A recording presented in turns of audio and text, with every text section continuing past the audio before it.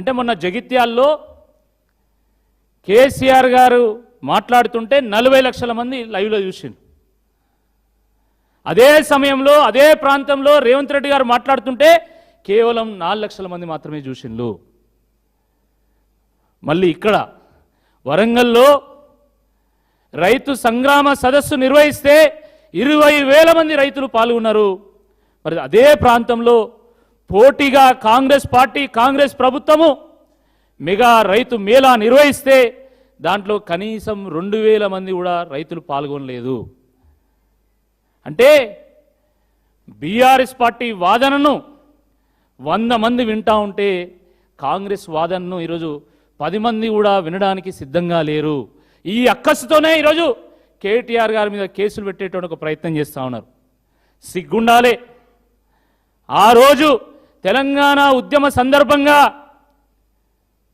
కేసీఆర్ గారు ఇదే రేవంత్ రెడ్డి గారి ఇదే తెలంగాణ ద్రోహుల రైఫిల్ గుండ్లను ఎదుర్కొన్నటువంటి చరిత్ర ఉంది. మరి అలాంటి కేసీఆర్ గారి వారసుడు తెలంగాణ అభిమాన నాయకుడైనటువంటి కేటీఆర్ గారు నువ్వు కేసు పెడితే భయపడతాడా? ఇంత అమాయకంగా కాంగ్రెస్ పార్టీ ప్రభుత్వం వివరిస్తుందని చెప్పి ఎవ్వరు కూడా భావించలేదు. కానీ ఈరోజు బీఆర్ఎస్ పార్టీ మాట్లాడితే వాళ్ళ గుండెల్లో రైళ్లు పరిగెడుతున్నాయి. అందుకనే ఈ రకంగా చిల్లర వ్యవహారాలు చేస్తూ ఉన్నారు. ఎప్పుడో 2022 మేలో రైతు డిక్లరేషన్ ఇచ్చింది మీరు. మీ ప్రభుత్వం వచ్చి 2.5 ఏళ్ళు అయింది. రైతు డిక్లరేషన్లో ఇప్పటివరకు ఒక్కటంటే ఒక్క అంశాన్నైనా మీరు సంపూర్ణంగా అమలు చేసినలా? మీరు గుండె మీద చేసుకొని చెప్పాలి కాంగ్రెస్ పార్టీ నాయకులు. ఆ రోజు మీరు చెప్పింది ఏంది, ఈరోజు చేస్తున్నది ఏంది? రుణమాఫీ అన్నారు. రుణమాఫీ 2 లక్షల రూపాయల వరకు రుణమాఫీ అన్నారు. చివరకు మీరు రైతు బేస్డ్గా మీరు రుణమాఫీ చేయకుండా కుటుంబం బేస్డ్గా చేయడం వల్ల ఈరోజు ఆటానమందం రుణమాఫీ అయింది. ఆటానమందం రుణమాఫీ కానేగాలే. రైతు బంధు కేసీఆర్ గారు కేవలం ఎకరానికి 10,000 ఇస్తున్నాడు. మేము వస్తే 15,000 ఇస్తామన్నారు. ఏమైంది?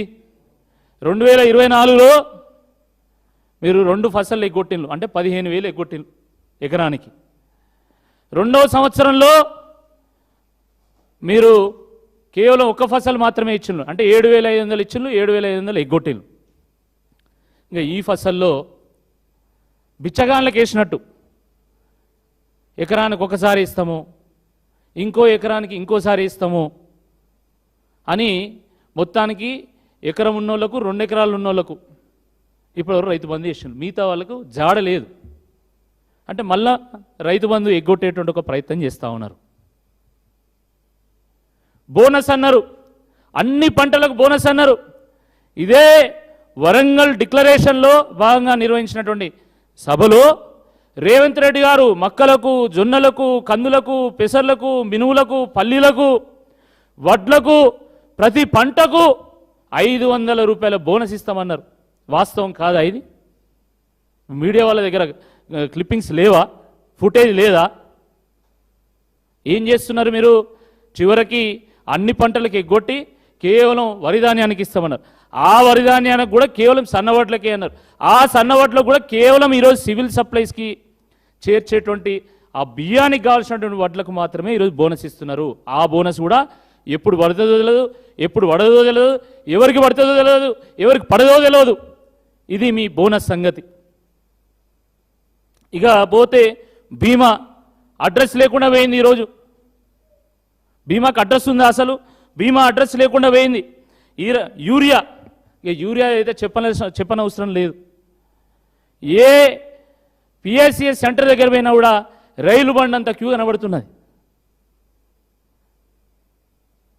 అవసరం ఉన్న వాళ్ళకి యూరియా ఇయ్యరు, అవసరం లేని వాళ్ళకి ఇస్తారు. ఎంత ఘోరం అంటే మామిడి తోటలు పెట్టుకున్న వాళ్ళకి యూరియా ఇస్తారు, వరి ఉన్న వాళ్ళకి యూరియా ఇవ్వరు. అంటే ఎంత ఇన్ఎఫిషియెంట్గా మీ అడ్మినిస్ట్రేషన్ ఉన్నది. కేసీఆర్ గారు ఎంత ముందస్తుగా మరి యూరియాని కేంద్రం దగ్గర నుండి దిగుమతి చేసుకొని గోడౌన్లలో పెట్టి వాన పడే సమయానికి యూరియా బస్తాలు అందుబాటులో ఉండేలాగా చూసేటువంటి వాళ్ళు. ఈరోజు మీ పరిస్థితి ఏంది? మొక్కలు మొలిచిన తర్వాత కూడా యూరియా ఇక్కడికి వచ్చిన పరిస్థితి లేదు. గోడౌన్లు ఎన్నున్నాయో తెలియదు, ఎంత కెపాసిటీ ఉన్నదో తెలియదు, ఎంత అవసరమో తెలియదు, దేనికి అవసరమో తెలియదు. దీని కారణంగా ఈరోజు షాపుల్లో ఉండాల్సినటువంటి యూరియా ఈరోజు యాపిల్లోకి వచ్చి చివరికి ఏదీ లేకుండా పోయినటువంటి ఒక పరిస్థితి కూడా మనం చూస్తూ ఉన్నాం. ఫైనల్గా కొనుగోళ్ళు ఎంత దారుణం అంటే, నెల రోజులు అవుతుంది కల్లాల దగ్గర, ఐకేపీ సెంటర్ల దగ్గర, మార్కెట్ సెంటర్ల దగ్గర వరిధాన్యం పోసి మొక్కజొన్నలు పోసి నెల రోజులుగా వస్తూ ఉన్నది. నిప్పులు కురుస్తున్నటువంటి ఈ ఎండలో రైతులు వడ్ల కుప్పల దగ్గర, మొక్కజొన్న కుప్పల దగ్గర సొమ్మసిల్లి పడిపోతున్నారు, గుండెలాగి చనిపోతూ ఉన్నారు. వడ్లు వాగులో పోతేంది, గొడ్లు గోదాట్లో పోతేంది అన్న చందంగా ఈరోజు ముఖ్యమంత్రి గారు వివరిస్తున్నారు తప్ప, మరి కనీసము ఏదో ఒక చర్య తీసుకోవాలి, సమీక్ష పెట్టాలి, వాళ్ళకు భరోసాని ఇవ్వాలి, వాళ్ళకు ధైర్యాన్ని ఇవ్వాలి అనేటువంటి కనీస ఆలోచన చేయడం లేదు.